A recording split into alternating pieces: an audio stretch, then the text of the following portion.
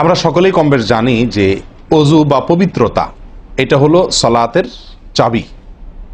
নবী সাল্লাল্লাহু আলাইহি ওয়াসাল্লামের সূরা আবু দাউদে বর্ণিত হাদিসে আসছে, তিনি বলেছেন মিফতাহুস সালাতি আত-তাহুর, সালাতের বা নামাজের চাবি হলো কি? পবিত্রতা বা ওযু। তো চাবি যদি ঠিক থাকে, পারফেক্ট হয়, তাহলে তালা খুলবে। আর যদি চাবি পারফেক্ট না হয়, ঠিক না হয়, তাহলে সেক্ষেত্রে তালা খুলবে না। ওই চাবি দিয়ে আপনি ঘরে প্রবেশ করতে পারবেন না। মনে করুন জান্নাত হলো আমার ঘর বা গন্তব্য, ঢুকতে হলে আমাকে সালাতের তালাটুকু খুলে ঢুকতে হবে, অর্থাৎ সালাত পড়ে ঢুকতে হবে, আর তার চাবি হলো পবিত্রতা। তাহলে পবিত্রতা চাবি, তার তালা হলো সালাহ, আর সালাহ পড়ে আমি ঢুকতে চাচ্ছি জান্নাতে। তাহলে আমার শেষ গন্তব্যে, অর্থাৎ আমি যে জায়গাটা যেতে চাচ্ছি সেই জায়গায় জান্নাতে যেতে হলে আমার সালাত ঠিক হতে হবে, আর সালাত ঠিক হতে হলে তার চাবি ঠিক থাকতে হবে। তালা ঠিক থাকতে হলে, তালা খুলতে হলে চাবি ঠিক থাকতে হবে। সেটা হলো কি? সালাত, তাহারাত বা পবিত্রতা। তো পবিত্রতার সবচাইতে কমন পবিত্রতা হলো ওযু। এই ওযুর বিষয়ে আমাদের বেশ কিছু ত্রুটি, বেশ কিছু ভুল ভ্রান্তি হয়ে থাকে।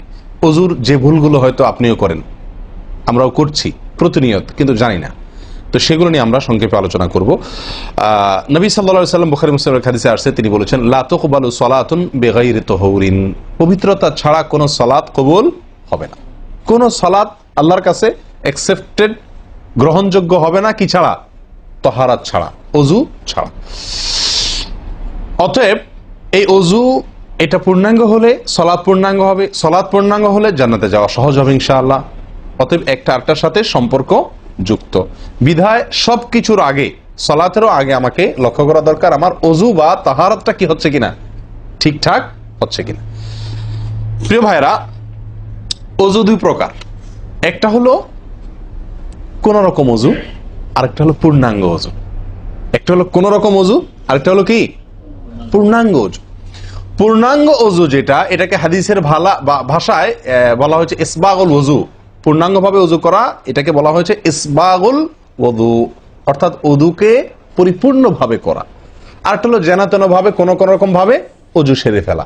আমরা সাধারণত সারাদিন যে ওযুটা করি, সারা জীবন যে ওযুটা করে আসছি, সেটা হলো যেন তেন ওযু বেশিরভাগ লোকের। ইল্লা মান রাহিমা রব্বি, হাতে গোনা কিছু লোক আমরা আছি যারা ইসবাগুল ওযুর যে নির্দেশ সেটা পালন করতে সক্ষম হয়েছি, অর্থাৎ ওযুটা পূর্ণাঙ্গ করতে পেরেছি।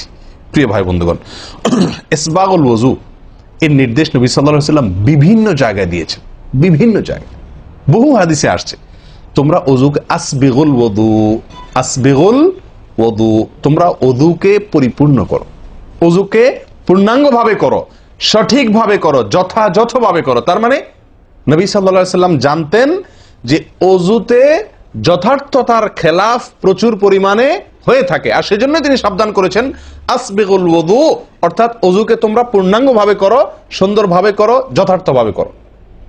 কথা কি বুঝাতে পারছি?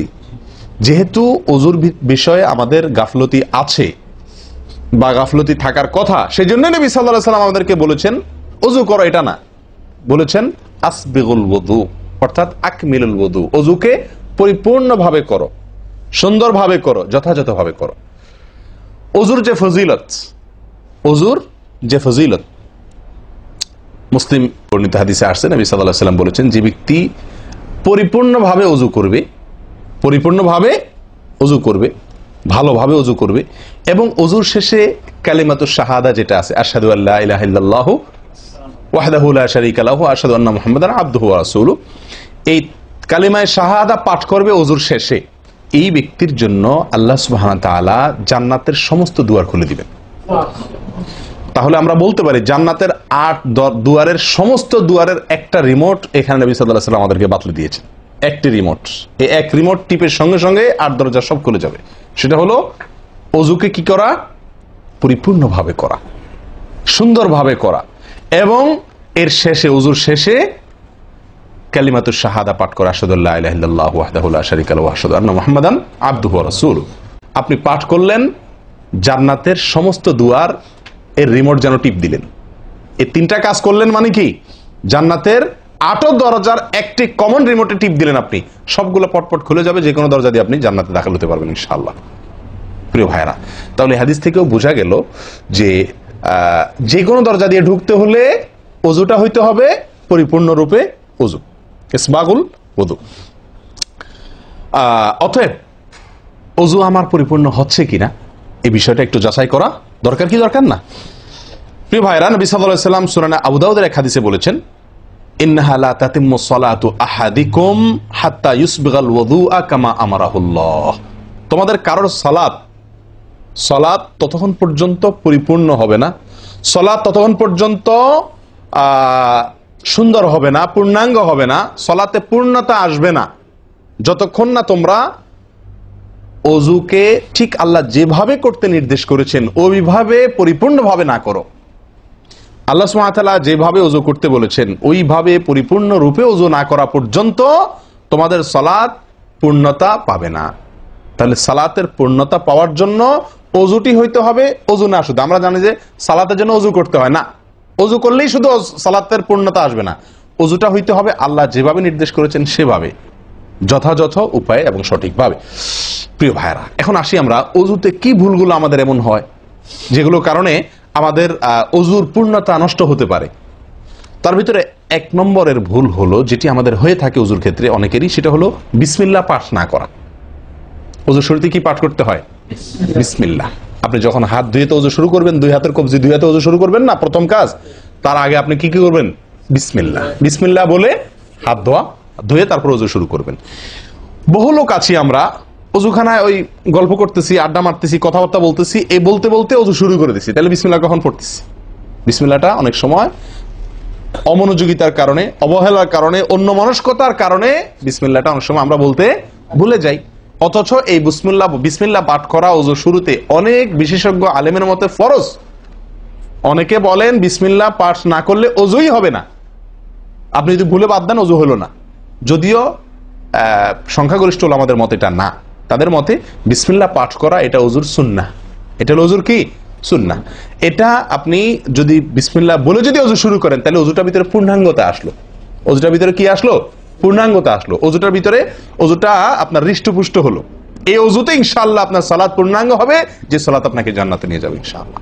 তাহলে ওযুর শুরুতে একটা প্রাথমিক ভুল হলো বিসমিল্লাহ ভালো করে না পাঠ করা। নবী সাল্লাল্লাহু আলাইহি ওয়াসাল্লাম বলেছেন, ইবনে মাজাহ হাদিস, লা ওযুআ লিমান লাম ইয়াযকুর ইসমাল্লাহি আলাইহি। ওই ব্যক্তির ওযু হবে না, হাদিসটি সহিহ। নবী সাল্লাল্লাহু আলাইহি ওয়াসাল্লাম বলেছেন, ওই ব্যক্তির ওযু হবে না যে ব্যক্তি ওযুর শুরুতে আল্লাহর নাম নেয় নাই, বিসমিল্লাহ বলেনি।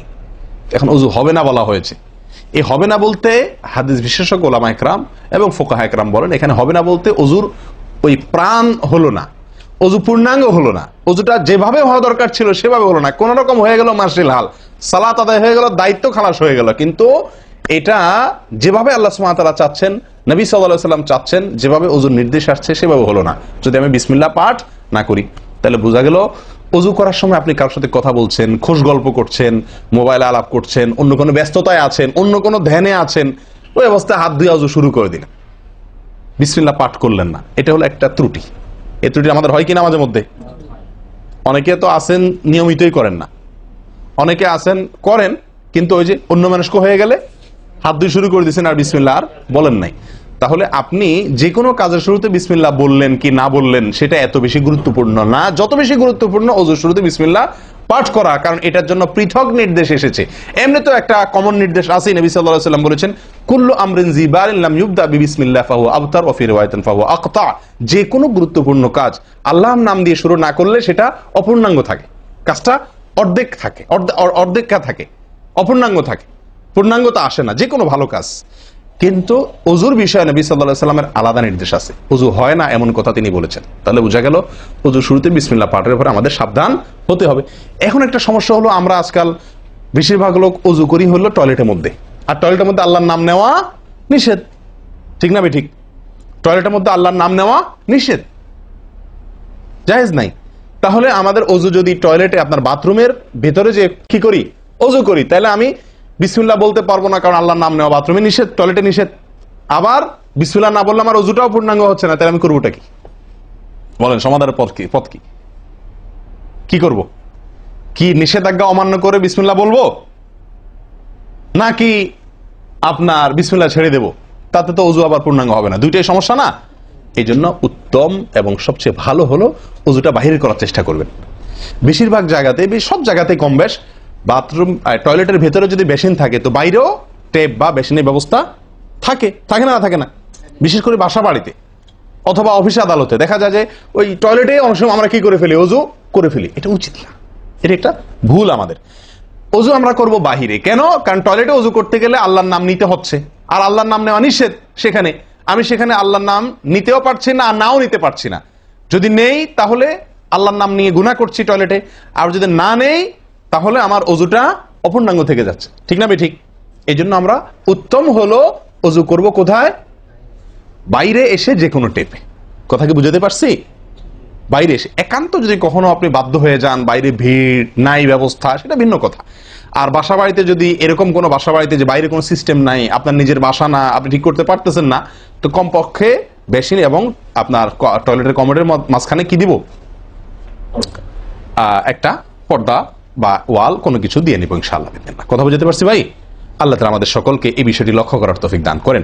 তাহলে ভাই আমরা বিসমিল্লাহ পাঠ করব অজু শুরুতে, লক্ষ্য করব ইনশাআল্লাহ যাতে করে অজু শুরুতে বিসমিল্লাহ পাঠে ভুল না হয়। মনে থাকবে তো ইনশাআল্লাহ? আল্লাহ আমাদের তৌফিক দান করেন। দ্বিতীয় যে ভুলটি হয় ভাই, 100-তে-99 জনের বলবো, তার চেয়ে বেশি হতে পারে, হাজারের ভিতরে 10 জন মানুষের হয় কিনা আমার সন্দেহ আছে এই কাজটা সঠিকভাবে করতে পারি না। সেটা হলো অজুর সময় মেসওয়াক করা। অজুর সময় কি করা ভাই? মেসওয়াক করা। এটি এত গুরুত্বপূর্ণ সুন্নাত যে নবী সাল্লাল্লাহু আলাইহি ওয়াসাল্লাম বলেছেন, বুখারীর হাদিস, লাউলা আন আশুক্কা আলা উম্মতি লা আমারতুহুম বিসওয়াকি ইনদা কুল্লি ওযু। বুখারীর হাদিস। নবী সাল্লাল্লাহু আলাইহি ওয়াসাল্লাম বলেন, আমার উম্মতের জন্য যদি কঠিন না হতো, তাদের জন্য কষ্টের কারণ না হতো, তাহলে আমি তাদেরকে বাধ্যতামূলক করে দিতাম, ফরজ করে দিতাম কি? প্রত্যেক অজুর সময় মেসওয়াক করা। প্রত্যেক অজুর সময় মেসওয়াক করা, এটা বাধ্যতা করে দিতাম যদি তাদের কষ্টের কারণ। কারণ বাধ্যতামূলক করে দিলে তখন এটা তাদের জন্য, প্রতি ওয়াক্তে মেসওয়াক করাটা তাদের জন্য বাধ্যতামূলক হয়ে গেলে এটা ছাড়া অজু হতো না, তখন তারা বিপদে পড়ে যেত, বেশি কষ্ট হয়ে যেত। অজুতে যদি এখন মনে করেন 10টা 15টা 20টা ফরজ নবী সাল্লাল্লাহু আলাইহি ওয়াসাল্লাম ঠিক করে দিন, তাহলে 20টা 15টা 20টা 25টা ফরজ আদায় করে অজু করা একটু কষ্ট হয়ে যেত না? 5 বার দৈনিক একটু আমাদের জন্য ঝামেলা হয়ে যেত কিনা? নবী সাল্লাল্লাহু আলাইহি ওয়াসাল্লাম সেদিকে লক্ষ্য করে আমাদেরকে কি করলেন না? সহজ করে দিলেন, অর্থাৎ ফরজ করলেন না। তার মানে কি করলেন? সুন্নাহ এর অন্তর্ভুক্ত করলেন। কিন্তু তার হাদিস থেকে, তার বক্তব্য থেকে বোঝা যায় যে অজুর সময় মেসওয়াকের গুরুত্ব তার কাছে কত বেশি ছিল। নবী সাল্লাল্লাহু আলাইহি ওয়াসাল্লামের কাছে অজুর সময় মেসওয়াক করার গুরুত্ব কত বেশি ছিল সেটা এই হাদিস থেকে বোঝা যায় কি যায় না? তিনি চাইছেন আমাদেরকে অজুর সময় মেসওয়াকের নির্দেশটা বাধ্যতামূলক করতে। শুধু করেন নাই কেন?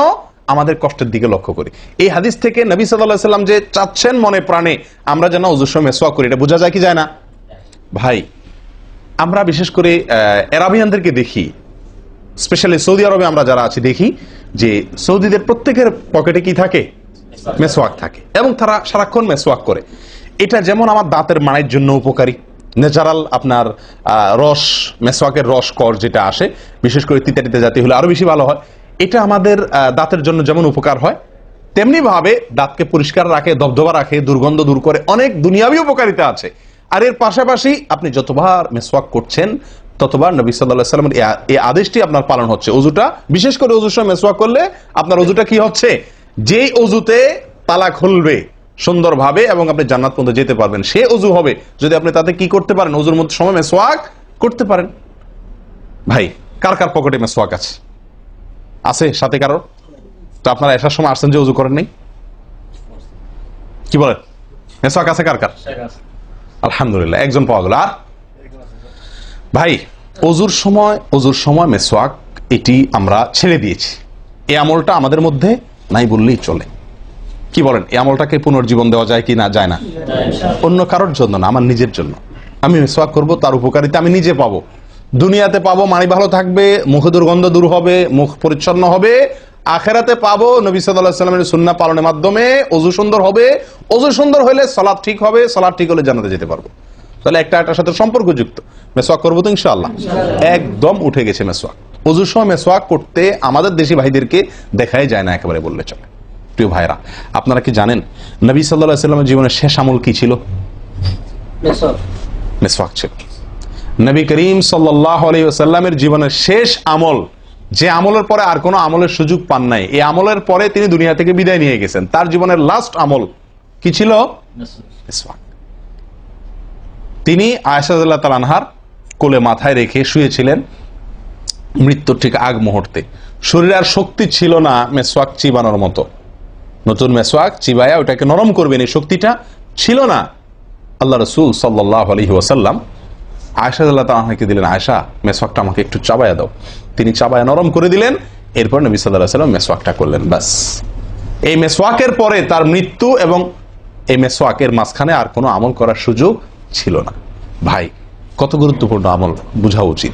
ওজুর সময় মেসওয়াকটা উঠে গেছে, আমরা কি করবো? ইনশাআল্লাহ সবসময় মেসওয়াক পকেটে রাখবো তো ইনশাআল্লাহ। ওজুর সময় মেসওয়াক কখন করবেন, এটা নিয়ে ওলামাদের দুটি মত পাওয়া যায়।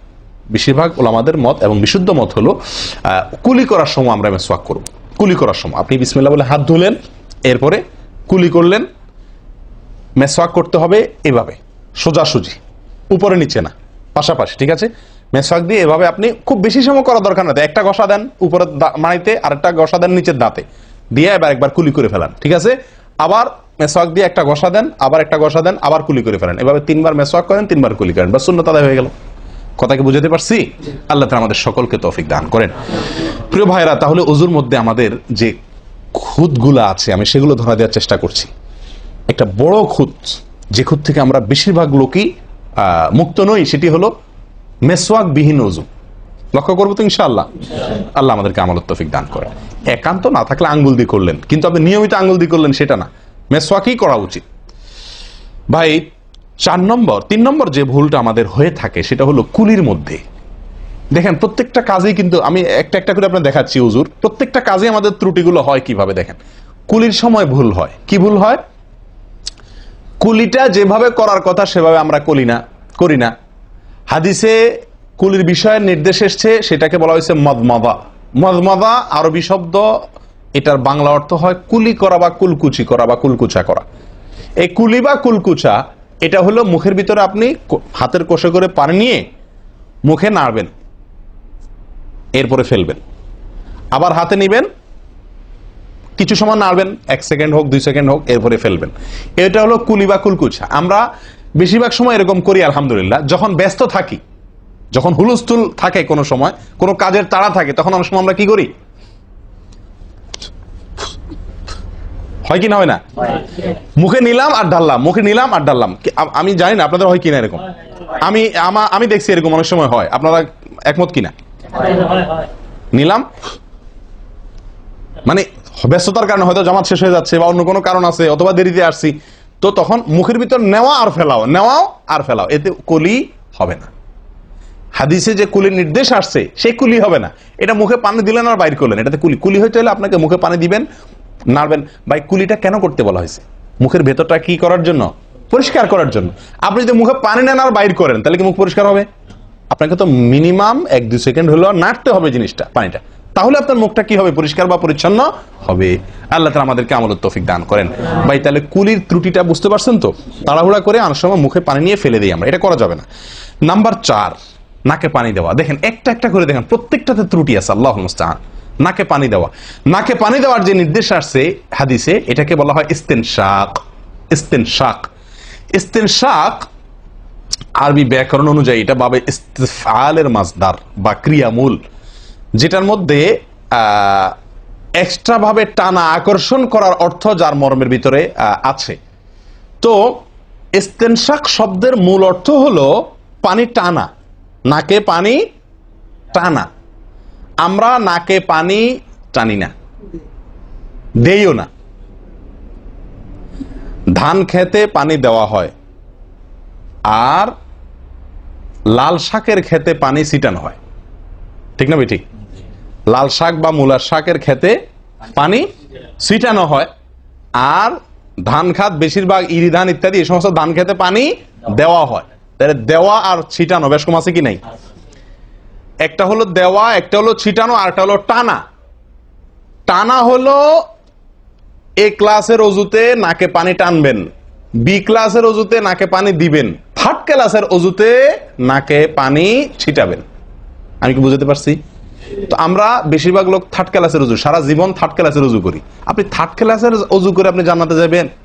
ফার্স্ট ক্লাসে থাকেও তো যাইতে কঠিন হয়ে যায়। আপনি থার্ড ক্লাসের উজু করে কিভাবে আপনি সালাতের খুলবেন, তালা খুলবেন, কিভাবে আপনি জান্নাতে যাবেন? অতএব ভাই, এই নাকে পানি দেওয়ার বিষয়ে সাবধান থাকতে হবে। দেখুন, নিয়ম হলো আপনি হাতের কোষে পানি নিয়ে নাকে ধরলেন, নাকে ধরে হালকা কি করবেন? টান দিবেন, হালকা টান দিবেন, হালকা টান। কারণ একটু জোরে টান হয়ে গেলে সেটা কি হয়ে যাবে? নাকের তালু তো উঠবে, আপনার কষ্টের কারণ হবে। শরীয়ত আপনাকে কষ্ট দিতে চায় না, শরীয়ত আপনাকে কষ্ট দিতে চায় না। আল্লাহ সুবহানাহু ওয়া তাআলা চান না আমরা কোনো কষ্টে নিপতিত হই। অতএব আমি এমন জোরে টান দেবো না যে নাকের তালু তোড়ে, কিন্তু হালকা একটু টান দেবো, যাতে করে অন্তত সামান্য একটু ভেতরে পানিটা যায়। নাকে পানি দেওয়ার উদ্দেশ্য আর কুলি করার উদ্দেশ্য এক। নাকে পানি দেওয়ার উদ্দেশ্য হলো নাকের ভেতরের যে ময়লাগুলা, ধারে কাছে যে ময়লাগুলা আছে, এগুলো যেন পরিষ্কার হয়ে যায়। আল্লাহর দরবারে দাঁড়াবো পরিচ্ছন্ন হয়ে, পবিত্র হয়ে। হ্যাঁ, এই জন্য নাকে পানি দেওয়ার নির্দেশ আছে। এখন আপনি যদি নাকে পানি কোষ নিয়ে ধরে একটু হালকা টান দেন, তাহলে ভিতরে কিছুটা পানি যাবে কি যাবে না? এটা আপনাকে করতে হবে। নাম্বার 2, এটা যদি আপনি করতে কষ্ট হয়, টান দিলে, আপনি আস্তে টান দিলেও উপরে উঠে যায়, তো দরকার নেই। তাহলে আপনি কি করেন? নাকে পানি দেন। নাকে পানি কিভাবে দিবেন? নাকটাকে অন্তত পানির মধ্যে কি করে রাখেন? চুবাই রাখেন, 1 সেকেন্ড চুবাই রাখেন। কিছু দূর পানি যাবে কিনা, আমি কি বুঝাতে পারছি? আমরা অনেকে বিশেষ করে আমি দেখছি ওযু করার সময় নাকে পানি ছিটান। কিভাবে পানি ছিটান? ওই যে কষে করে পানি নিয়ে, লক্ষ্য করছেন আপনারা? এভাবে নিয়ে এরকম মারে পানিটা, এরকম মারলে সেটা কি হলো? ছিটানো হলো। হাদিসে যে ইস্তেনশাকের কথা বলা হয়েছে সেটা হলো না। আপনি সারা জীবন ওযু করলেন, অথচ আপনার কখনো নাকে পানি দেওয়ার সুন্নাহটি আদায় হলো না। সারা জীবন, আজীবন আপনার ওযুটি হয়ে গেল সুন্নাহ ছাড়া। আমি কি বুঝতে পারছি? অতি প্রিয় ভাই বন্ধুগণ, এই বিষয়টা খুব লক্ষ্য রাখতে হবে যে নাকে পানি দেওয়ার ক্ষেত্রে আমাদের ত্রুটি হয়, পানিটা ভেতরে যায় না। অনেক সময় আমরা ছিটা দেই, বা অনেক সময় দিলেও কোন রকম দিয়েই ছেড়ে দিই। দিয়ে ছেড়ে দিলে তো হবে না, আপনার ভেতরে অন্তত যতদূর সম্ভব ততদূর পানিটা, এই নরম অংশটা তত নিতে হবে, আপনি উপরে উঠানোর দরকার নেই। আমি কি বুঝতে পারছি? এটা একটা ত্রুটি হয় ওযুর ক্ষেত্রে। দেখুন, ওযুটা পূর্ণাঙ্গভাবে কি হচ্ছে না, কত ভাবে দেখেন। প্রিয় ভাইরা, এটা গেল একটা ভুল ইস্তেনশাকের বিষয়ে। এই বিষয়ে নবী সাল্লাল্লাহু আলাইহি ওয়াসাল্লাম একটা আলাদা নির্দেশ আছে দেখেন, যাতে আমরা নাকে পানি দেওয়াটা ভালোভাবে করি। উনি হয়তো জানতেন বা দেখছেন যে মানুষ নাকে পানি দেওয়াতে গাফলতি করে, ত্রুটি করে, ওই যে ছিটাছিটির কাজ করে। তিনি বলেছেন, সহিহ বুখারীর হাদিস, না আফওয়ান আবু দাউদের হাদিস, নবী সাল্লাল্লাহু আলাইহি ওয়াসাল্লাম বলেছেন, আসবিগিল ওযুআ, ওই একই কথা, তোমরা ওযুকে পরিপূর্ণভাবে করো। ওয়াখাল্লিল আসাবি' ওয়া বালিগ ফিল ইস্তিনশাক ইল্লা আন তাকুনা সাইমান। নাকে পানি দেওয়ার সময় খুব ভালোভাবে নাকে পানি দিবা তোমরা। যদি তুমি রোজাদার হও তাহলে ভিন্ন কথা, তাহলে খুব বেশি ভালো করে নাকে পানি দিতে যেও না, কারণ তখন পানি উপরের দিকে উঠে গলা হয়ে তোমার পেটে যেতে পারে, রোজা ভঙ্গ হতে পারে। আমি কি বুঝাতে পারছি? তাহলে আপনি নাকে পানি দিবেন, কিন্তু আপনি কি করবেন না, রোজাদার হলে তখন শুধুমাত্র ভালোভাবে নাকে পানি দিতে পারবেন না। আর এছাড়া অন্য সময় কি করবেন? নাকে পানি দেওয়ার ক্ষেত্রে ভালোভাবে দিতে বলা হয়েছে। ভালোভাবে দেওয়ার মানে কি? ছিটাইলে হবে? কোন রকম দিলে হবে? টান দিবেন, না পারলে অন্তত যতটুকু সম্ভব নাক চুবায়া আপনি ভেতরে পানিটা কিছু দূর হলেও নেওয়ার চেষ্টা করবেন। লক্ষ্য রাখবেন তো ইনশাআল্লাহ। আল্লাহ আমাদেরকে সকলকে আমলের তৌফিক দান করেন। প্রিয় ভাইরা, তাহলে নবী সাল্লাল্লাহু আলাইহি ওয়াসাল্লামের নির্দেশ আছে আলাদা, যে তোমরা নাকে পানি দেওয়ার ব্যাপারে কি করবে? ভালোভাবে নাকে পানি দিবে। আল্লাহ আমাদেরকে আমলের তৌফিক দান করেন। আরেকটি ভুল ভাই, নাকে পানি দেওয়া একটা আমল, নাক ঝাড়া আরেকটা আমল। নাকে পানি দেওয়া এটা একটা নির্দেশ, আর নাক ঝাড়া আরেকটা নির্দেশ। আমি কি বুঝাতে পারছি? কুলি করা একটা আমল, হাত ধোয়া একটা আমল, হাতের কবজি পর্যন্ত 2 হাতের বিসমিল্লাহ বলা, তারপর তো এটা আছেই। এরপরে মেসওয়াক করা একটা আমল, কুলি করা আরেকটা সুন্নাহ, কুলির পরে নাকে পানি দেওয়া বা নাক দিয়া পানি টানা আরেকটা আমল, এরপরে নাক ঝাড়া আরেকটা আমল। আমি কি বুঝাতে পারছি? নাক ঝাড়া এটাকে বলা হয় হাদিসের ভাষা ইস্তিনসার। ইস্তিনসার, ঝাড়া। এই নাক ঝাড়ার ক্ষেত্রে বিরাট ভুল হয় ভাই। ভুল, সবচেয়ে বড় ভুল তো এটা যে নাক ঝাড়াটা অনেকে ঝাড়েই না, ওই যে ছিটায় দেয় বশেষ। নাক যে আলাদা ঝাড়তে হয় এটা অনেকে জানেনই না, করেনই না এটা। আবার অনেকে করেন তো মাঝে মধ্যে করেন, কিন্তু নাক ঝাড়াটা করা উচিত। যতবার নাক দিয়ে টান দিলেন না, এরপরে হালকা আঙ্গুল দিয়ে চাপ দিয়ে আপনি ওইটাকে প্রেসার দিয়ে নাকটা পরিষ্কার করবেন। কথা কি বুঝাতে পারছি? আবার নাকে পানি দিলেন, আবার পরিষ্কার করলেন, আবার নাকে পানি দিলেন, আবার পরিষ্কার করবেন। ভাই এটা হলো নাক ঝাড়া। এই বিষয়ে নবী সাল্লাল্লাহু আলাইহি ওয়াসাল্লামের নির্দেশ আছে। দেখুন সহিহ বুখারীতে আসছে, তিনি বলেন ইযাস্তাইকাযা আহাদুকুম মিন মানামিহি, যদি কেউ ঘুম থেকে উঠে, যদি কেউ ঘুম থেকে উঠে ফাতাওয়াদ্দা, এরপরে সে ওযু করতে যায়, ফালইয়াস্তানসির সালাসান, তাহলে সেই জন্য 3 বার নাক ঝাড়ে, নাক পরিষ্কার করে। কেন?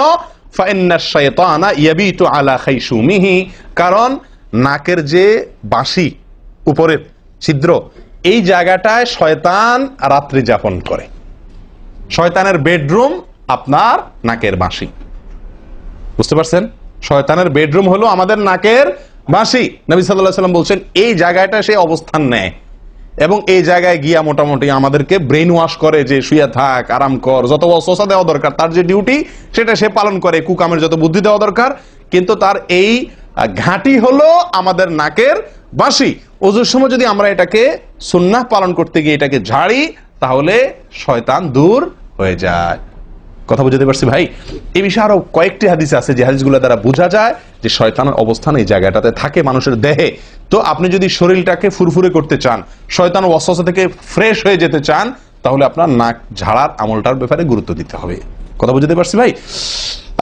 তাহলে উলামা ইকরাম বলেন এই হাদিসে তো ঘুম থেকে উঠে ওযু করার ক্ষেত্রে বলা হয়েছে, তো এর মানে শুধু ঘুমের জন্যই এটা খাস নয়, ঘুম থেকে উঠে আপনি ওযু করলে সে ওযুতে এটা বেশি গুরুত্বপূর্ণ, কিন্তু অন্য সকল ওযুতেই বিষয়টি আমলযোগ্য বা সুন্নাহ। অতএব আমরা নাকে পানি দেব একটা আমল, আবার না কি করব, ঝাড়বো আরেকটা আমল। ভাই এরপর আসি আরেকটি গুরুত্বপূর্ণ আমল যেটি হয় না, বা আরেকটি ত্রুটি ওযুতে, সেটি হলো আঙ্গুল খেলাল না করা। ওযুতে কি না করা? আঙ্গুল খেলাল না করা। আঙ্গুল খেলাল হলো হাত এবং পায়ের আঙ্গুলের যে চিপাগুলো আছে, এই চিপাগুলোতে পানি পৌঁছানোর জন্য, পানি পৌঁছানোটা নিশ্চিত করার জন্য কি করতে হবে? এক হাতের আঙ্গুলকে অন্য হাতের আঙ্গুলের চিপায় ঢুকায়া এভাবে কি করতে হবে? একটু হালকা নাড়তে হবে, যাতে করে জায়গাটাতে চিপাটাতে পানি গেছে এটা কারণ এই চিপাগুলোতে পানি নাও যেতে পারে শুকিয়ে থাকার কারণে। তা আপনি যদি একটু নাড়া দেন পানির ভিজা আঙ্গুল দিয়া, তাহলে ইনশাআল্লাহ ওখানে পানি পৌঁছানোটা মোটামুটি নিশ্চিত হয়ে যাবে। ঠিক না ঠিক? তাহলে এই জিনিসটা অনেক সময় আমরা করি না, অথচ নবী সাল্লাল্লাহু আলাইহি ওয়াসাল্লামের নির্দেশ আছে আলাদা। তিনি বলেছেন আবু দাউদের হাদিস, আসবিগিল ওযুআ ওয়া খাল্লিল বাইনাল আসাবি', ওযুকে পরিপূর্ণভাবে করো। আর ওযুকে পরিপূর্ণভাবে করার একটি অন্যতম কাজ হলো আপনার আঙ্গুলের মাঝে কি করা? খেলাল করা। তিনি বলেছেন তোমরা আঙ্গুলের মাঝে খেলাল করবে, এক আঙ্গুলকে অন্য আঙ্গুলের মাঝে প্রবেশ করে পরিষ্কার করবে। এটা হলো হাতের আঙ্গুল। পায়ের আঙ্গুল কিভাবে করবেন? পায়ের আঙ্গুল তো আর এক আঙ্গুল অন্য পায়ের আঙ্গুল ঢুকাতে পারবেন না, সেটা করবেন হলো অন্য হাদিসে আসছে, এই যে কোন আঙ্গুল আছে না, কোন আঙ্গুল দিয়া সব চিপাগুলাতে কি করবেন? ঘষা দিবেন। কোন আঙ্গুল দিয়া আপনার সব পায়ের আঙ্গুল চিপাগুলাতে ঘষা দিবেন। ভাই আমরা কয়জনে করি এই খেলার আমলটা বলেন তো? পায়ের আঙ্গুল কোন আঙ্গুল দিয়া পায়ের আঙ্গুলের চিপা খেলাল করা, হাতের আঙ্গুল খেলাল করা কয়জনে করি আমরা বলেন? তাহলে এই ভুলগুলো আমাদের অহরহ হচ্ছে না ভাই? আমরা কি জান্নাতে যেতে চাই না? আমাদের সালাদটা সুন্দর হোক আমরা চাই না ভাই? আমাদের এই সালাত খুব পাওয়ারফুল হোক, শক্তিশালী সালাত হোক, এই সালাতের মাধ্যমে আমি অন্যায় থেকে বেঁচে থাকবো, এই সালাতের মাধ্যমে আমি জান্নাতে যাব, এই সালাত আমাকে খাঁটি মুসলিম বানাবে, এই সালাত আমাকে আল্লাহর কাছে প্রিয় বানাবে, এই সালাত কি আমাদের নূর হবে, আমরা চাই না ভাই? এগুলো যদি চাই তাহলে আমাকে ওযু সুন্দর করতে হবে, আর ওযু সুন্দর করতে গিয়ে এই ভুলগুলোর ব্যাপারে সাবধান হতে হবে। তাহলে আঙ্গুল খেলাল করা, পায়ের আঙ্গুল, হাতের আঙ্গুল আমরা করি না বললেই চলে ভাই। তো আজকে থেকে ইনশাআল্লাহ করবো তো, নাকি যা শুনছেন এটা এখানে রেখে চলে যাবে? ভাই যদি পরিবর্তন না করেন, পরিবর্তন যদি আমরা না করি নিজেদেরকে, ওয়াল্লাহি সারা জীবন ওয়াজ শুনবো, কি লাভ বলেন? সময়টা নষ্ট। আপনি যদি এই কথাগুলোর উপরে আমলের চেষ্টা না করেন, নিজের জীবনে ফিট না করেন, এই ভুলগুলোকে ওযু করার সময় মাথায় রেখে এই ভুলগুলোকে আপনি দূর না করেন, তাহলে সেক্ষেত্রে এই শোনার কোনো লাভ হলো না। করবো তো ইনশাআল্লাহ।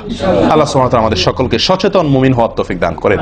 সচেতন মুমিনের পরিচয় হলো মুমিন তার প্রত্যেকটা ভুলকে শিখবে, সংশোধন করবে, শিখবে, সংশোধন করবে। এভাবে করতে করতে করতে সে মুমিন হিসাবে কোয়ালিটিফুল আফার ক্লাসের মুমিন হতে পারবে, আল্লাহর কাছে প্রিয় পাত্র হতে পারবে। চেষ্টা করবো তো ইনশাআল্লাহ। আল্লাহ আমাদের সকলকে তৌফিক দান করেন। প্রিয় ভাইয়ারা, ওযুর ক্ষেত্রে আরেকটি ভুল, এই যতগুলো ভুল বললাম এর ভিতরে বড় দুটি ভুল বলে ওযুর ভুলকে আমরা শেষের দিকে চলে আসছি। একটি বড় ভুল হলো শুকনা থেকে যাওয়া। কোন জায়গা যদি আপনার অবহেলার কারণে শুকনা থেকে যায়, ওযুর অঙ্গগুলো যেগুলো ধুইতে হবে, তার কোনো অঙ্গ যদি শুকনা থেকে যায়, ওযু হবে? ওযু হবে না। এক ব্যক্তি ওযু করে আসছেন, নবী সাল্লাল্লাহু আলাইহি সাল্লাম দেখেছেন তার ওযুর কোন জায়গা শুকনা আছে, তিনি বললেন যাও আবার ওযু করো। তোমার ওযু হয় নাই, তিনি তাকে পুনরায় ওযু করাইছেন। কেন? তার ওযু সঠিকভাবে হয় না, শুকনা রয়ে গেছে। অনেক সময় দেখা যায় আমাদের অনেক ভাই ওযু করেন, ওযু করলে বেশ কিছু জায়গা, বিশেষ করে যে কনুই জায়গাটা, এই জায়গাটা দেখা যায় শুকনা থাকে। এই যে কানের লতির এই যে জায়গাটা, এখানে দেখা যায় একটু কি থাকে, শুকনা থাকে। কপালের দিকে দেখা যায় শুকনা থাকে। এই জায়গাগুলো অনেক সময় দেখা যায়, বহু লোককে দেখা যায় ওযু করে আসছে, এখানে শুকনা, এখানে শুকনা, পায়ের গোড়ালি গিরা এই জায়গাগুলোতে শুকনা। কারণ হলো ওই যে অবহেলা করে ওযু করছে, কোন রকম ওযু করছে, ওযুটা যেভাবে করা দরকার সেভাবে করে নাই। ভাই এই জিনিসটা আপনার লক্ষ্য করা দরকার কি দরকার না? ওযুই হবে না। এই যে ভুলগুলো বললাম এগুলা হলে আপনার ওযু হয়ে যাবে, কাগজে কলমে ওযু হয়ে যাবে। কিন্তু এখনকার যে ভুলটা বললাম, যদি শুকনা না থাইকা যা আল্লাহ মাফ করেন, তাহলে কাগজে কলমে ওযু হবে না, কাগজে কলমেও কি হবে না, ওযু হবে না। এত জঘন্য, সাবধান থাকা দরকার কি দরকার না? আল্লাহ তাআলা আমাদেরকে সাবধান হওয়ার তৌফিক দান করেন। ভাই আরেকটি বড় ভুল, এটাও বিশাল বড় ভুল, সেটা হলো পানি অপচয় করা। পানি অপচয় করা, আল্লাহ মাফ করেন, এটা থেকে মুক্ত আমরা কেউই না বোধ হয় এই যুগে। পানি অপচয় ওযুর সময়, ভাই আমাদের ওযুতে কত পানি লাগে। আপনি যদি, আমরা তো বেশিরভাগ লোক এখন ট্যাপে ওযু করি না, আপনি যে ট্যাপটা ব্যবহার করেন ওই ট্যাপের নিচে যদি একটা কি রাখেন, বালতি রেখে দেন, আপনি ওযু করার শেষে লক্ষ্য করে দেখেন একটা খালি বালতি যদি রাখেন, কি পরিমাণ পানি পড়বে আনুমানিক? প্রায় এক বালতির মতো হয়ে যাবে না? সুবহানাল্লাহ, 50-100 জন লোকের ওযুর পানি এটা। নবী সাল্লাল্লাহু আলাইহি সাল্লামের ওযুর পানির পরিমাণটুকু হাদিসে আসছে ভাই। এক গ্লাস পরিমাণ পানি দিয়ে তার কি হয়ে যেত, ওযু হয়ে যেত। এক গ্লাস পানির প্রয়োজন হতো না নবী সাল্লাল্লাহু আলাইহি সাল্লামের ওযুতে, গোটা ওযুতে। আর সেখানে এক গ্লাস তো আমাদের শুধু কিসেই লাগে, হাত ধুতেও এক গ্লাস হয় কিনা সন্দেহ, এক হাতেও হয় কিনা এক গ্লাস ধুতে সন্দেহ। ভাই হাসির বিষয় না, এটা খুব জঘন্য অপরাধ, জঘন্য অপরাধ। আল্লাহ সুবহানাহু ওয়া তাআলা কোরআনে কারীমের ভিতরে কি বলেছেন? ইন্নাল মুবাযযিরিনা কানু ইখওয়ানাশ শায়াতিন, শয়তানের ভাই। হারাম পানি অপচয় করা, পানি অপচয় করা। সাহাবায়ে কেরাম জিজ্ঞেস করছেন, ইয়া রাসূলুল্লাহ, আমরা তো কেউ বলবো ভাই এই যে নির্দেশ নিষেধ এগুলো তো সাহাবীদের যুগে পানির টানাটানি ছিল, মরুভূমি এলাকার লোক ছিল, তখনকার বোধহয় সমস্যা। ভাই এখন তো আমাদের যুগে আলহামদুলিল্লাহ কি আছে, প্রচুর পরিমাণে পানি আছে, পানির তো অভাব নেই আল্লাহর ফজলে। আমরা কেউ হয়তো মনে করি যে অনেক পানি আছে, এখন বোধহয় আর এই এত টানাটানি করে ওযু করার প্রয়োজন নাই। আমি বলবো না ভাই, এটা ভুল।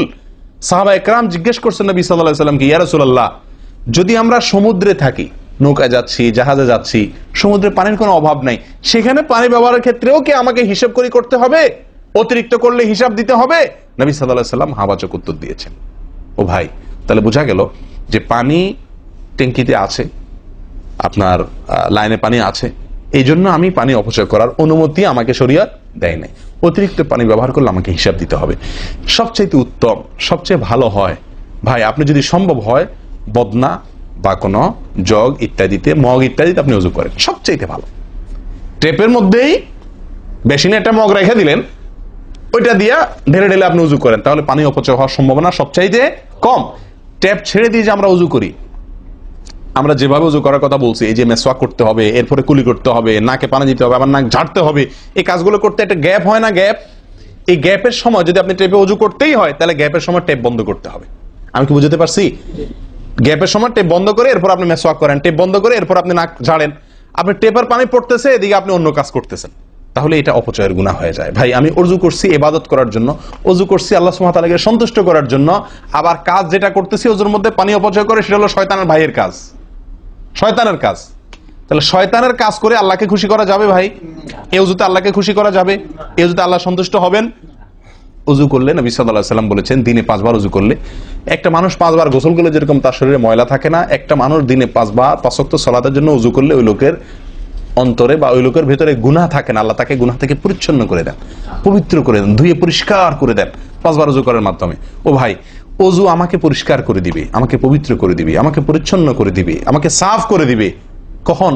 যদি ওযুটা আমি সুন্দরভাবে করি।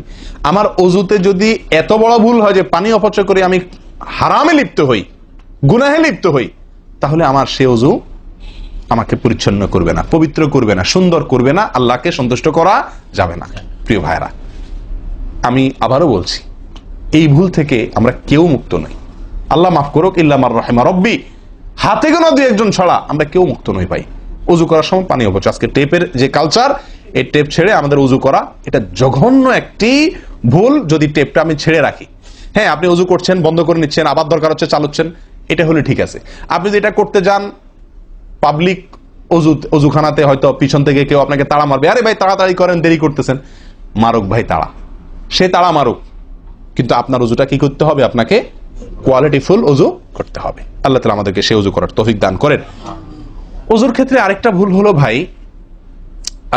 চাপাচাপি করে উজু করা, উজু ধরে রাখা, চাপাচাপি করে উজু ধরে রাখা। এই ভুলটা প্রচুর পরিমাণ হয়, বিশেষ করে শীতের দিনে। গরমের দিনে আলহামদুলিল্লাহ ওয়াজ করার দরকার হয় না, মনে না মানে উজু দরকার না হলে উজু করি আমরা, ঠিক আছে না, বিশেষ করে এই মরুভূমি এলাকাতে, গরমের জায়গাতে।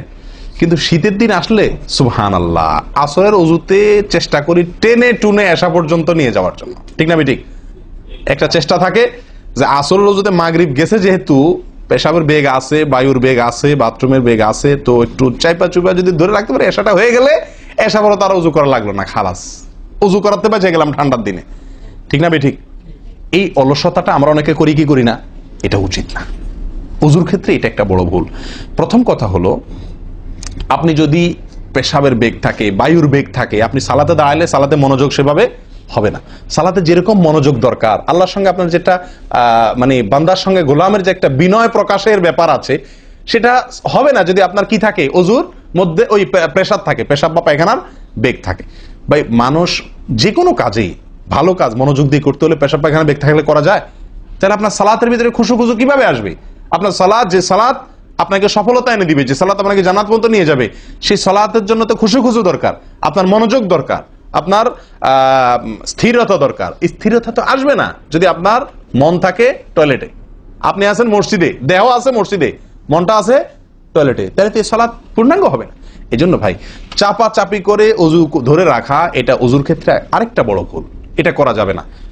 যারা চাপাচাপি করে অজু ধরে না রেখে অজু ছুটতেছে, ছেড়ে দেয়, এরপরে যা উজু করে আসে, এদের জন্য বিশাল বড় পুরস্কার আছে, বিশাল বড় পুরস্কার। একটি নয়, তিনটি পুরস্কার। নবী সাল্লাল্লাহু আলাইহি ওয়াসাল্লাম বলছেন, মুসলিমের হাদিস, আলা আদুল্লুকুম মা ইয়ামহুল্লাহু বিহিল খাতায়া ওয়া ইয়ারফাউ বিহিদ দারাজাত। নবী সাল্লাল্লাহু আলাইহি ওয়াসাল্লাম বলেন যে, আমি কি তোমাদেরকে বলে দিব না যে কোন আমলটি মানুষকে তার ভুল ত্রুটিগুলো আল্লাহ তাআলা মাফ করে দেন এবং আল্লাহর কাছে তার মর্যাদা, গ্রেড বাড়তে থাকে। ইমানদার হিসাবে তার গ্রেড বাড়ে এবং আল্লাহ ভুল ত্রুটি মাফ করেন। কোন আমলের মাধ্যমে? তোমাদের কি বলে দিব না?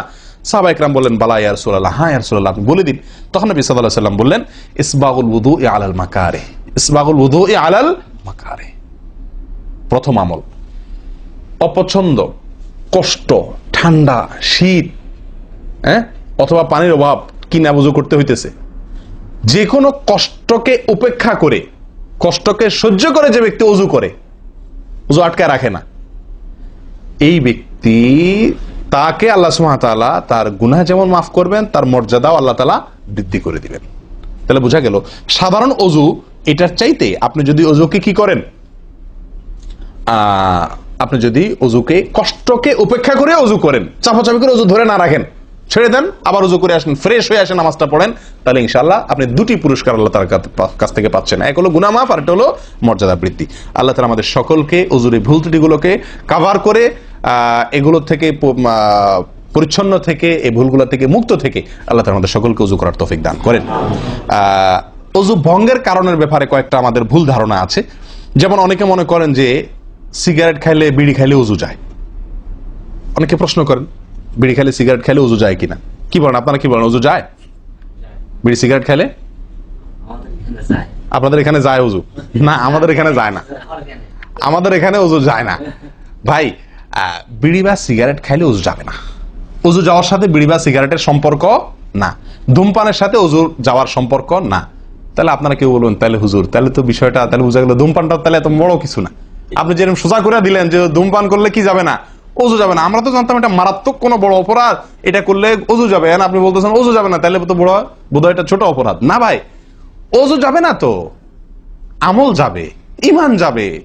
অজু গেলে তো কোনো ব্যাপার ছিল না, অজু যাওয়া কোনো দোষের কিছু ভাই। একজনের অজু আছে, তার বায়ু আসছে, অজু গেল। একজনের অজু আছে, পেশাব করলে অজু চলে গেছে, তার কোনো দোষ করছে সে? আপনারা বুঝেন না আমার কথা? অজু চলে গেলে সেটা কি দোষের কিছু?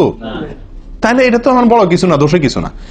বিড়ি খাইলে সিগারেট খাইলে ওযু যাবে না, তো ওযু যাওয়া তো দোষের কিছু না। এর চেয়ে বড়টা যাবে, তাকওয়া যাবে। কি যাবে? তাকওয়া ছুটে যাবে, মুত্তাকির খাতা থেকে নাম কাটা যাবে। বুঝেন না কথা? নেক আমলদারের খাতা থেকে নাম কেটে যাবে, গুনাহগার হবে, গুনাহে লিপ্ত হলো সে। ওযু ভাঙলে তো দোষের কিছু হতো না, ভুল তেমন কোনো ক্ষতির কিছু হতো না, কিন্তু তার চাইতে বড় ক্ষতি হবে। কিন্তু ওযু ভাঙবে না বলে তাহলে কি সিগারেট খায় ডাইরেক্ট মসজিদে চলে আসবো? না, সেটা জায়েজ নাই। সিগারেট যদি খান, এই বদ অভ্যাস যদি থাকে, হারামে লিপ্ত হওয়ার অভ্যাস থাকে, আল্লাহ হেফাজত করুক, সবাইকে ফিরে আসার তৌফিক দান করুক। কমের পক্ষে মুখকে ভালো করে ফ্রেশ করে পরিষ্কার করে ব্রাশ করে মেসওয়াক করে দুর্গন্ধ দূর করে তারপর মসজিদে আসবেন। কথা বুঝে আসছে? যাতে অন্য মানুষ কষ্ট না পায়। অনেকে মনে করেন হাঁটুর উপরে কাপড় উঠলে ওযু ভেঙে যায়, ঠিক না? ঠিক। আপনারা কি বলেন? আপনাদের দেশে ওযু ভাঙেনি? আপনাদের এখানে ভাঙে? আচ্ছা, ভাঙতে পারে। কোন কোন এলাকাতে হাঁটুর উপরে ওযু কাপড় উঠলে কি করে? ওযু ভাঙে। এটা অনেকে বলেন যে ভাই সতর যদি খুলে যায়, হাঁটুর উপরে কথা না, সতর খুলে গেল, কেউ ওযু করার পরে উলঙ্গ হয়ে গেল কাপড় পাল্টাতে গিয়া বা কোনো কারণ, এক কথায় ওযুর পরে যদি সতর খুলে যায় ওযু ভাঙবে না। কিন্তু আমাদের অনেক দেশে অনেক এলাকাতে ওযু ভাঙে না ভাই। এই যেখানে ভাঙে সেখানে আসলে ভাঙা উচিত না। ওযু আপনার সতর খুললে কি হয় না? ওযু ভঙ্গ হয় না। এর সাথে ওযু ভঙ্গ হওয়ার সম্পর্ক নেই। ওই যে বলছি ধূমপানের মতো, সতর যদি অন্য মানুষের সামনে খোলেন আপনি, তাহলে ওযু ভাঙলে তো দোষের কিছু হতো না। এখানে তাকওয়া ভাঙবে, ওযু ভাঙবে না। আমি কি বুঝাতে পারছি? এর চেয়ে বড় অপরাধ হবে, কবিরা গুনাহ লিপ্ত হলেন আপনি, ফরজ তরক হয়ে গেল, আপনি বড় গুনাহ করলেন। ওযু ভাঙলে তো এমন দোষে কিছু হতো না, কিন্তু ওযু ভাঙবে না। অনেকে মনে করে টিভি দেখলে, সিনেমা দেখলে, নাটক দেখলে, গান ফান দেখলে ওযু ভাঙে না। এটার সাথেও কি নাই? ওযু ভাঙার সম্পর্ক নাই। ওযু ভাঙার সম্পর্ক নির্দিষ্ট কিছু কাজে, পেশাব করলেন, পায়খানা করলেন, বায়ু ছাড়লেন, ঘুমাইলেন, ওযু ভাঙে এগুলাতে। কিন্তু আপনি সিনেমা দেখলেন, খারাপ কিছু দেখলেন, এই দেখলেই আপনার কি হবে না? ওযু ভাঙবে না। হ্যাঁ, একটা কথা ঠিক যে আপনি এই যে কাজগুলোর কথা বললাম, আপনি সিগারেট খাইলেন, আপনি আল্লাহ মাফ করেন কোন হারামে লিপ্ত হলেন, আপনি সতর খুললেন মানুষের সামনে, আপনি সিনেমা দেখলেন, টিভিতে খারাপ হারাম কিছু দেখলেন, তাহলে কি করতে হবে? ওযু করা উত্তম। ওযু করা, এগুলা করার পরে বিনা ওযুতে নামাজ না পড়ে ওযু করে নামাজ পড়া উত্তম। কেন? কারণ ওযু করলে আল্লাহ সুবহানাহু ওয়া তাআলা কি করেন? গুনাহ খাতা মাফ করে দেন। তাহলে আপনি যে অপরাধ করলেন সেটা মাফ করে নামাজে আসলেন ফ্রেশ হইয়া, ওটা ভালো। কিন্তু ওযু ভেঙে যাবে এরকম না। মহিলারা বাচ্চাদেরকে দুধ দিলে অনেকে মনে করেন কি হয়? ওযু ভাঙে। আসলে কি না, বাচ্চাদেরকে দুধ খাওয়ালে কি হবে না? ওযু ভাঙবে না। কথা বুঝাতে পারছি? এরকম কিছু ভুল ধারণাও আছে। যাই হোক, ওযুতে যে ভুলগুলো হয়ে থাকে আমি আবার বলে দিচ্ছি এক নজরে। এক, আপনার বিসমিল্লাহ না বলা, শুরুতে বিসমিল্লাহ ভুলে যাওয়া বা না বলা, এটা ভুল। আরেকটা হলো মেসওয়াক না করা, কুলি করার সময় মেসওয়াক না করা, এটা কমন ভুল হয়ে গেছে। 3 নম্বর হলো কুলিটা সুন্দরভাবে না করা, পানিতে মুখে পানি কোষ করে নিয়ে এরপরে কিছু সময় মুখের ভিতরে করে নাড়াতে হবে। না নাড়ানো, এটা আরেকটা ভুল। নিয়ে ফেলে দিলাম তাড়াহুড়া করে, এটা আরেকটা ভুল। 4 নম্বর হলো আপনার নাকে পানি ছিটাই আমরা, এটা আরেকটা ভুল। ছিটানো যাবে না নাকে পানি টানতে হবে অথবা পানি দিতে হবে, কিন্তু পানি কি করা যাবে না? ছিটানো যাবে না, ছিটানোটা আরেকটা ভুল। 5 নম্বর হলো আপনার নাক ঝাড়া। নাকে পানি দেওয়ার পরে কি করতে হয়? নাক ঝাড়তে হয়। আবার দেখেন ডানে বামে লোকজন দেখে ঝাড়েন, বিশেষ করে উজুখানাতে যদি করেন উল্টাপাল্টা আপনার নাক ঝাড়া, মার খায়েন না। তখন আমার কথা বলেন না, আমার যে মৌলভী সবার ওয়াজ শুনে আমি মার খাইছি। দেখেন নাক ঝাড়ার সময় দেখে শোনা, আশপাশে দেখে নিজের নিয়ন্ত্রণে রেখে নাক ঝাড়াবেন, কিন্তু ঝাড়তে হবে। ঝাড়াটা একটা সুন্নাহ আমল, এটি বিলুপ্ত হওয়ার পথে। 6 নম্বর হলো ভাই আঙ্গুল খেলাল করা। কি করা? আঙ্গুল খেলাল করা। এটা উঠে গেছে। পায়ের আঙ্গুল খেলাল করতে হবে, কোন আঙ্গুল দিয়ে হাদিসে আসছে, আর হাতের আঙ্গুল এগুলা দিয়া, কারণ এগুলাতে জাহান্নামের আগুন প্রবেশ করবে যদি এগুলো শুকনা থাকে, সালাত হবে না। এরপর আসি 7 নম্বর ভুল হলো আপনার সালাতের মধ্যে, এই ওযুর মধ্যে কোন অঙ্গ শুকনা থেকে যায়, বিশেষ করে গিরা। নবী সাল্লাল্লাহু আলাইহি ওয়াসাল্লাম বলেছেন ওয়াইলুল লিল আকাবি মিনান নার, তোমরা পায়ের গিরা গোড়ালি এগুলোকে জাহান্নামের আগুন থেকে বাঁচাবা, অর্থাৎ এগুলাতে ভালো করে পানি পৌঁছানোর জন্য। কারণ বিশেষ করে শুকনা যখন হয় শীতের দিনে, তখন এগুলা ফেটে যায়, পানি আপনি ঢাললেই যায় না, একটু হালকা ডললে ভালো করে তারপরে পানিটা জায়গা মতো যায়। এই জন্য ওইগুলোর পরে গোড়ালির পরে বিশেষভাবে লক্ষ্য রাখা দরকার। আর কষ্ট উপেক্ষা করে উযু করার চেষ্টা করা দরকার। আর শেষ যেটা, সেটা হলো পানি অপচয়। কি করা ভাই? পানি অপচয় করা। প্রচুর পরিমাণ পানি আমরা অপচয় করি উজু করার সময়, যেটা আমাদের উজুর সৌন্দর্যকে নষ্ট করে, উজুর গুণগত মানকে নষ্ট করে দেয়। আসুন সুন্দরভাবে উজু করার স্বার্থে এই ভুলগুলা থেকে মুক্ত থাকার চেষ্টা করি। আল্লাহ তাআলা আমাদের সকলকে আমলের তৌফিক দান করেন। ওয়া আখিরু দাওয়ানা আনিল হামদুলিল্লাহি রাব্বিল আলামিন। ওয়াসসালামু আলাইকুম ওয়া রাহমাতুল্লাহি ওয়া বারাকাতুহু।